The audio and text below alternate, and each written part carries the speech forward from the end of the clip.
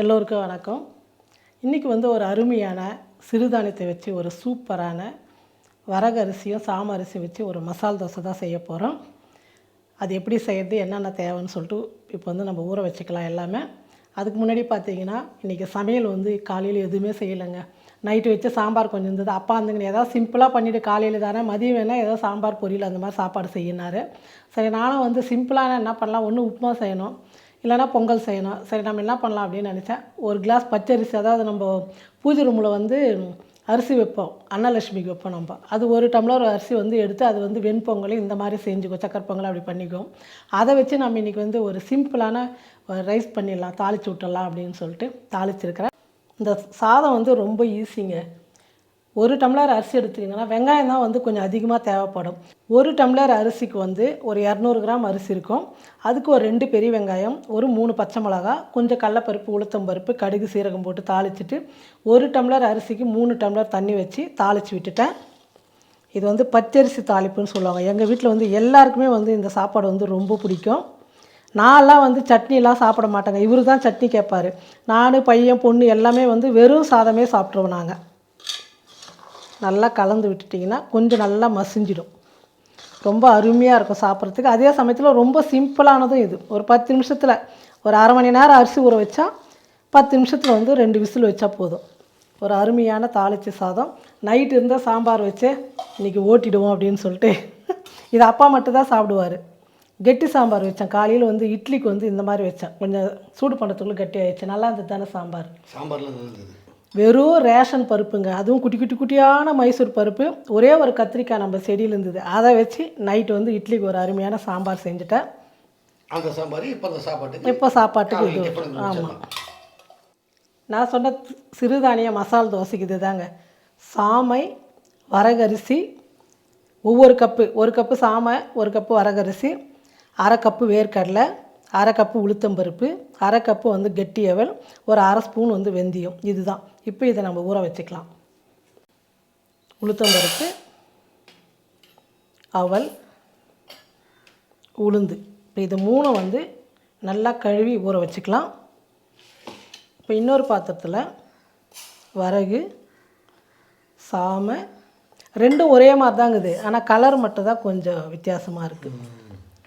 வேர்க்கடலை, இப்போ இது 2 தனித்தனியாக நல்லா ஒரு 4-5 முறை நல்லா கழுவிட்டு ஒரு 7-8 மணி நேரம் ஊற வச்சுக்கலாம்.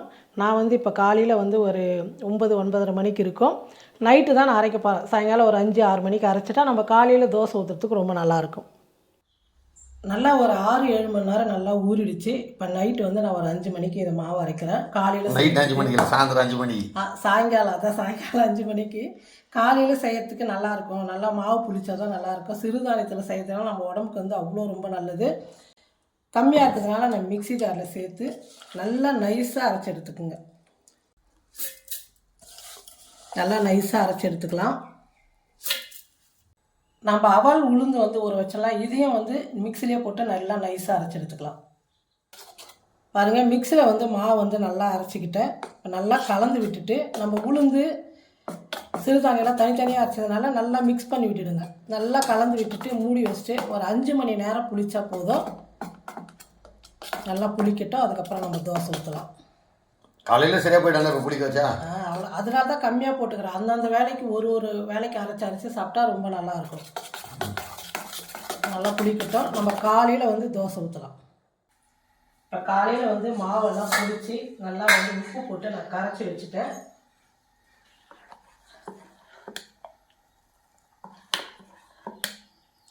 இப்போ சிறுதானியன்றதுனால நம்ம உளுத்தம்பருப்பு, அவல்லாம் போட்டதுனால சோடா உப்பெல்லாம் எதுவுமே போட வேணாம். அதே மாதிரி சிறுதானியத்துக்கு நல்லா காரசாரமாக ஒரு சட்னி இருந்தால் தான் நல்லாயிருக்கும். நான் இந்த உருளைக்கிழங்கு மசாலா தோசை மாதிரி செய்கிறேன்னு சொல்லியிருந்தேன் இல்லையா உங்களுக்கு. அதனால் உருளைக்கிழங்கு இது செய்யலாம். என்னடா சொல்லுவாங்க, உருளைக்கிழங்கு பள்ளியவா, உருளைக்கிழங்கு மசாலா செய்யலாம் அப்படின்னு. அப்பா என்ன பண்ணார், அவர் கொஞ்சம் கார சட்னி, ஒரு 2 தக்காளி, ஒரு 4 பச்சை காஞ்ச மிளகாய் போட்டு, இது பாருங்கள், அரைச்சி குட்டி கடாயில் நல்லா கொதிக்க வச்சுட்டாரு. அப்புறம் இந்த மாதிரி உருளைக்கிழங்கு மசாலா செய்யலாம். உருளைக்கிழங்கு மசாலா நீ சாதாரண தோசைக்கு செய்யி, சிறுதானியத்துக்கு கொஞ்சம் காரசாரமாக நல்லா இருக்குன்றதுனால வெங்காயம், தக்காளி, பூண்டு எல்லாம் போட்டு பாருங்க இந்த மாதிரி நல்லா காரமாக மசால் செஞ்சுட்டேன். அந்த தோசைக்கல்லும் வச்சுட்டோம். தோசைக்கல்லும் சூடு ஏறிடுச்சு. இப்போ வந்து தோசை வந்து ஊற்றிக்கலாம். எந்த அளவுக்கு நைஸாக ஊற்ற முடியுமோ அந்த அளவுக்கு வந்து நல்லா நைஸாக வந்து மசால் தோசை மாதிரி ஊற்றிக்கலாம். நான் வந்து நல்லெண்ணெய் தான் ஊற்றுறேன். அப்படியே லைட்டாக அப்படி வந்து ஃபுல்லாக எண்ணெய் ஊற்றிக்கலாம். தோசைக்கு நல்லெண்ணெய் வந்து ரொம்ப நல்லாயிருக்கும். பாருங்கள் இந்த மாதிரி வந்து நல்லா கலராக வந்தால் தான், அதுவும் கொஞ்சம் ஸ்டவ் வந்து குறைச்சி வச்சு பண்ணிங்கன்னா நல்லா மொறு மசாலா தோசை மாதிரி நல்லாயிருக்கும். இப்போ நம்ம எடுத்துக்கலாம். இது திருப்பிலாம் போட வேண்டியதில்லை, கம்மியில் வச்சு பண்ணதுனால திருப்பி போட வேண்டியதில்லை. பாருங்கள் எப்படி வந்துருக்கு பாருங்கள். பாருங்கள் நல்லா மொறுன்னு வரும். சிறுதானியம் உடம்புக்கும் நல்லது. அதே மாதிரி நம்ம எப்படி செஞ்சாலும் சூப்பராக வரும். பூ மாதிரி மெத்துன்னு செட் தோசை மாதிரி செய்யலாம். கடையில் கூட இந்த மாதிரி இல்லைம்மா, கலரு ஒரு மொறுப்பு சூப்பராக இருக்கும். இதுக்கு நல்லா ஒரு உருளைக்கிழங்கு வச்சு சாப்பிடும்போது நல்லா அவ்வளோ சூப்பராக இருக்கும். கூடவே கார சட்னி எல்லாமே நல்லாயிருக்கும். தேங்காய் சட்னிலேருந்து எல்லாமே நல்லாயிருக்கும். ஆனால் கொஞ்சம் காரமாக தான் நல்லாயிருக்கும் இந்த மாதிரி சிறுதானியம் பண்ணுறதுக்கு. நல்லாயிருக்கு பார்க்கவே. காலையில் வேணும். காலையில் டிஃபன் காலையில் நல்லா சத்தானது சாப்பிட்டா தான் அந்த நாள் ஃபுல்லாக நம்ம வந்து எனர்ஜியாக வேலை செய்ய முடியும். அதனால தான் நான் எப்போயுமே பார்த்தீங்கன்னா இப்போ ஃப்ரிட்ஜு ஓப்பன் பண்ணி காமிக்கிற பாருங்கள், நிறைய சிறுதானியம் தான் இருக்கும். எல்லா அரிசியுமே வாங்கிட்டு வந்து வச்சுருப்பேன்.